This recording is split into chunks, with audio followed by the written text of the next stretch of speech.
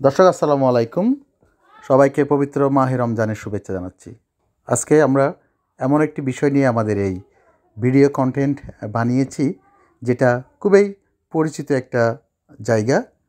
আমরা জানি ইদানিং আমাদের গ্রাম থেকে হাট বাজারের জৌলুস হারিয়ে যাচ্ছে। একসময় বোয়ালখালীর মানুষের আস্থা ছিল বিভিন্ন হাট, যেমন গুমডন্ডিতে মুরাদ মুন্সির হাট, পশ্চিম গুমডন্ডিতে জমাদার হাট, এভাবে হাজির হাট আছে, শ্রীপুরের মুন্সির হাট। আজ আমরা এসেছি বোয়ালখালী উপজেলার শ্রীপুরের মুন্সির হাটে, যেটি বোয়ালখালীর ঐতিহ্যবাহী বুড়া মসজিদের পাশেই প্রতি শুক্রবার বসে। এই হাটটি এখনও তার ঐতিহ্য ধরে রেখে সগৌরবে টিকে আছে। এর পেছনে টিকে থাকার যথেষ্ট কারণও রয়েছে। সেটি হলো শতবৎসরের প্রাচীন শ্রীপুর বুড়া মসজিদে প্রতি শুক্রবারে দূর দূরান্ত থেকে অনেক লোকজন পবিত্র জুমার সালাত আদায় করার জন্য ছুটে আসেন।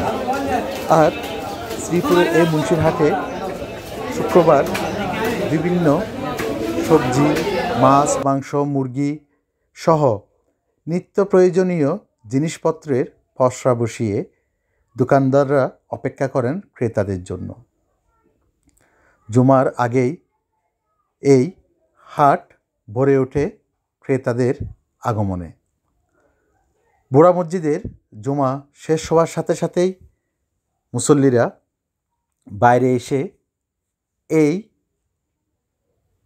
মুন্সির হাট থেকে তাদের ঘরের জন্য প্রয়োজনীয় বাজার সদাই করেন। এখানকার হাটের ঐতিহ্য হলো বিশেষ করে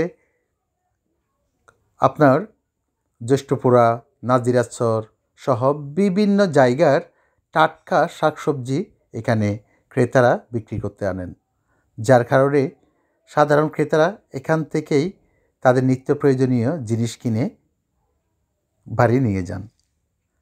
হাটটা গাছের সুশীতল ছায়ার অবস্থিত এবং এখানকার যে বাজার দাম তা অন্যান্য বাজার দামের চাইতেও বেশিও না, আবার কমও না, মাঝামাঝি।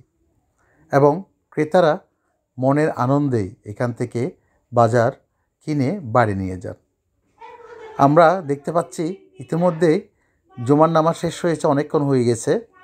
এর মধ্যেও এখানে এই হাটে বেচা বিক্রি চলছে। সন্ধ্যার আগ পর্যন্ত, সূর্যাস্ত পর্যন্ত এখানে লোক সমাগম থাকবে।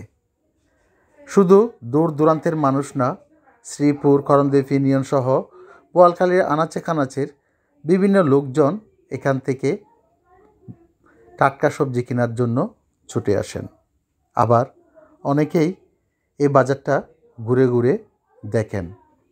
আসলে বর্তমানে আপনার যে কোনো জায়গায় বাজার পাওয়া যায়, নিত্য প্রয়োজনীয় জিনিস পাওয়া যায়, তাই হাট একেবারেই উঠেই যাচ্ছে। ব্যতিক্রম হিসেবে থাকলো শ্রীপুরের এই মুন্সির হাট। ধন্যবাদ সবাইকে। যদি সুযোগ পান একবার ঘুরে যাবেন।